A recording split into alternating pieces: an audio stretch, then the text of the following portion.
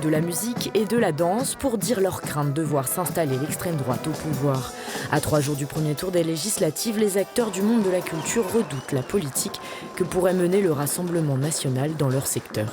On sait que les gouvernements d'extrême droite sont très défavorables à la culture en général. On le voit en Italie, en Hongrie, et c'est les premières choses qui sautent en fait parce que c'est considéré comme inutile. Ils existeront toujours, mais ce sera très précaire, très difficile. Je me souviens d'avoir fait un voyage à Orange et j'ai vu après le passage du Front National, le désert culturel.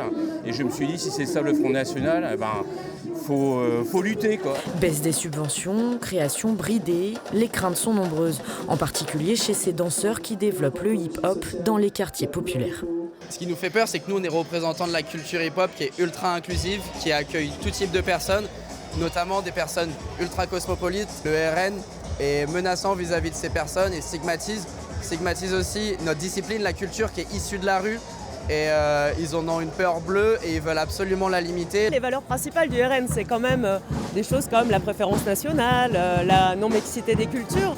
C'est absolument l'inverse de ce qu'on prône, nous, au quotidien. C'est tous les acteurs culturels, peu importe, du technicien à l'organisateur, partout.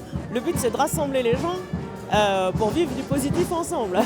Autre source d'inquiétude pour le secteur de la création, cette fois, la privatisation annoncée par Jordan Bardella de l'audiovisuel public, alors que plus de la moitié de la création audiovisuelle hexagonale est financée par France Télévisions.